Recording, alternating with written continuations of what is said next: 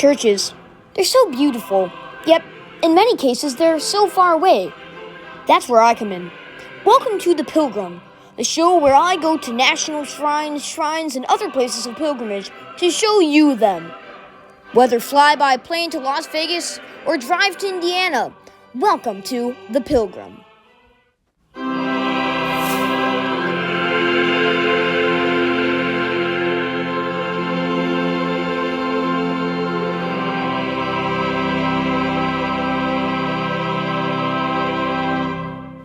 Hello, and welcome to our final episode of The Pilgrim in St. Louis. As you've already seen in previous videos, we've already visited the National Shrine of Our Lady of the Snows, Holy Family Catholic Church, and the Basilica of St. Louis, King of France, the old Cathedral of St. Louis. And today we are visiting the crown jewel of the Catholic Church in St. Louis, the Cathedral Basilica of St. Louis, the quote-unquote new cathedral. As is the case with most cathedrals, and this cathedral as well, the original cathedral got too small with the growing archdiocese. Work began on the present cathedral in 1907 by Archbishop John Glennon. However, the interior wouldn't be completed until 1988. In 1997, St. Pope John Paul II designated this cathedral as also a basilica. But probably the most important moment in the basilica's history was in 1999. John Paul II now arriving. We have live. St. John Paul the Great visited the Basilica on January 27, 1999 for evening prayer during his visit to St. Louis in that year. He is indeed arriving at the Basilica. He's blessing the assembly. A plaque commemorating his visit hangs in the narthex. The Basilica's main vestibule, or narthex, is exquisite and beautiful with all the mosaic in it. The mosaic depicts the life of St. Louis, the patron saint of this city and the patron saint of this basilica. But the mosaic in this vestibule only shows some of the grandeur of the main church, which we are about to see.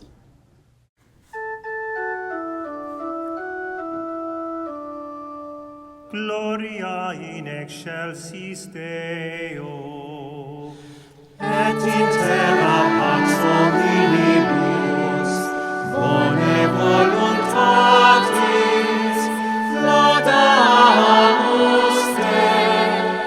To tell all the stories depicted in all these mosaics would take forever. So to put it simply, it shows moments from the lives of the saints, it shows saints, and it also shows moments from the history of the Catholic Church in St. Louis and from the Bible.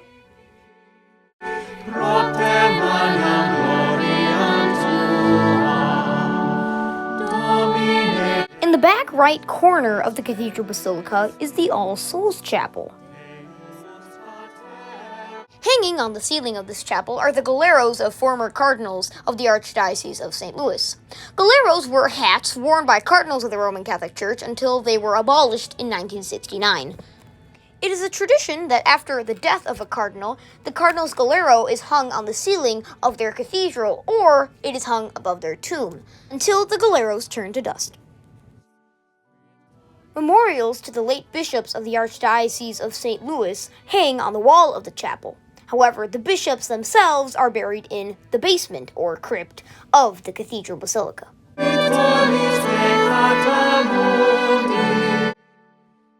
The right transept of the Cathedral Basilica holds the baptismal font and the ambry, the place where holy oils are kept.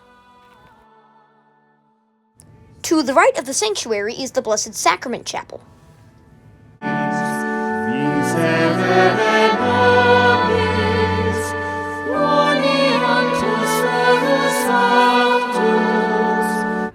And next to the Blessed Sacrament Chapel is a replica of Michelangelo's famous Pietà. Next to the sanctuary is a fancy-looking umbrella, called an umbrellino, that can only be found in minor basilicas, and were traditionally used for a pope if he visited a minor basilica.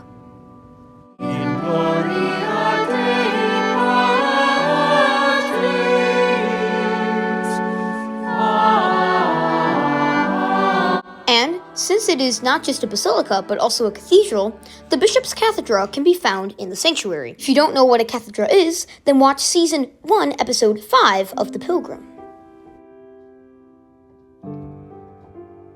Along with the Umbrellino, the tintinnabulum is another sign that the church that you are in is a basilica. If you're wondering what a tintinnabulum is, it's just a fancy bell.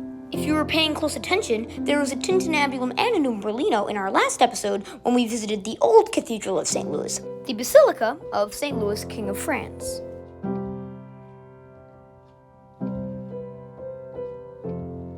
To the left of the sanctuary is Our Lady's Chapel.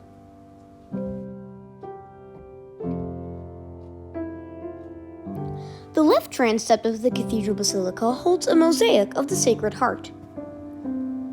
This spot is also a great spot to admire the Stations of the Cross.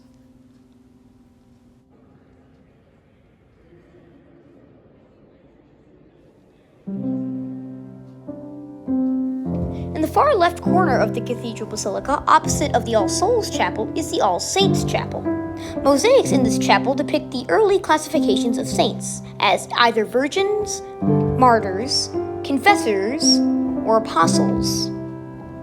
It is amazing to think that all the beautiful mosaics located here in this Cathedral Basilica are made out of small glass tesserae about the size of my fingernail.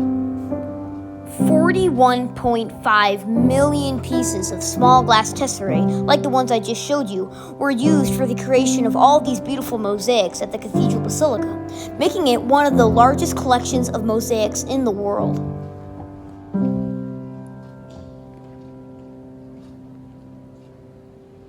Don't forget to check out the Cathedral Basilica's gift shop in the main vestibule, and the Mosaic Museum and Crypt in the basement.